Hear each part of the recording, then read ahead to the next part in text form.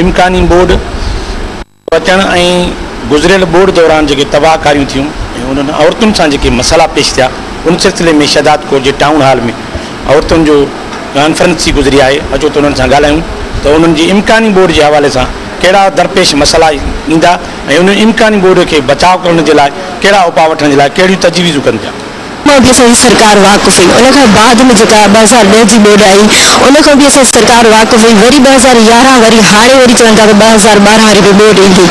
पर मूंखे अफ़सोस आहे इहो थो चवणो पए त छा असांजी सरकार खे सभु शयूं नज़र कोन पई अचनि। छा अॼु बि सुतल आहिनि? इहे मिनिस्टर सिर्फ़ु पंहिंजे उहिदनि खां त विढ़नि था पर उन ग़रीबनि जे हाल जी हुनखे ख़बर न आहे। असां जेको अवाम आहे असां जेकी ग़रीब मायूं ऐं असांजी औरतूं जेके आहिनि असां मर्द आहिनि इहे सभई गॾिजी अवाम असीं पंहिंजी मदद पाण कयूं त बहितर थींदो। बाक़ी सरकार को काई भी उम्मीद नथी करे सघे। दूसरी जेका बोर्ड 2010 वारी जेका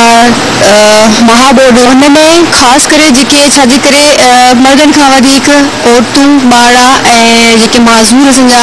ऐं पोड़ा जेके उहे वधीक मुतासिर थिया। जेका इम्कानी बोर्ड आहे उन मुतालिक़ उन्हनि खे असीं ॿुधायूं था त तव्हांखे हिन बोर्ड में अचण खां अॻु में कहिड़ा कहिड़ा उपाउ वठिणा आहिनि, तव्हांखे कहिड़ी जेका आहे नमूने सां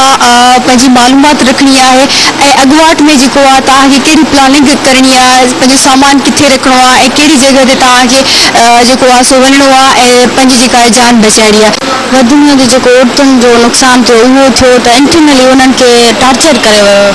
रोडनि रस्तनि ते। जॾहिं औरतूं वेठियूं हुयूं त उन्हनि खे जेके गवर्नमेंट जा माण्हू हुया या जेके बि उस पास जा माण्हू हुया लोफर क़िस्म जा उहे अची करे नौजवान छोकिरियुनि खे टॉर्चर कनि पिया या वरी औरतुनि जी जेके डिलीवरियूं ख़ासि करे थियनि पियूं उन्हनि में उन्हनि जा ॿार ज़ाया पिया थी वञनि या औरतुनि जो हमल पियो थिए उन दौरान उन्हनि खे पर्दो बि न हुयो त उन में सिक्योर थी करे हिकिड़ी औरत हिकिड़ी शर्म जहिड़ी ॻाल्हि आहे त उहा रोडनि रस्तनि ते ओपन थी करे पंहिंजो ॿारु डिलीवर थी करे विदाउट कंहिं डॉक्टर जे या फैसिलिटेटर जे पाण उहो पंहिंजी मदद पाण बि कनि। ऐं इन खां अलावा जेको आहे त खुराक जे लाइ उन्हनि जा जेको खुराक उन्हनि खे न पई मिले त उन्हनि जा नंढड़ा ॿार जेके जीअं ई पैदा थियनि था त उन माउ पाण खुराक जी शिकार थी करे उन में खीर पैदा न पियो थिए जो माना पंहिंजे ॿार खे उहो पीआरे सघे। उन जी वजह खां बि उन्हनि जा ॿार ज़ाया थी विया काफ़ी। हींअर जेकी हाणे उहे बोर्ड ईंदी उन में असांखे औरतुनि खे इहो माना हिकिड़ो करणु खपे त जेके हाइजीन जा घणा मसइला हुया उन्हनि खे ॾिसणु खपे ऐं जेके औरतुनि जो खुराक जो हुयो ऐं जो ख़ासि करे जेके नौजवान छोकिरियूं हुयूं उन्हनि जा मसइला इलाही सातरा हुया ऐं जेके प्रेगनेंट औरतूं हुयूं जेके डिलीवरी ते औरतूं हुयूं उन्हनि सां इलाही मसइला त जेके लेडी डॉक्टर ॾिना वञनि त जीअं सुभाणे खां जेके डिलीवरी वारियूं औरतूं आहिनि उन्हनि खे माना हिकिड़ो सही नमूने सां प्रोवाइड करे वञे जेको सामान आहे या हू डिलीवरी सही नमूने सां करे सघनि। ऐं जेको खाद खुराक में बि जेको उन्हनि जो जेको न्यूट्रिशन आहे उहो तमामु ख़राबु थिए पियो।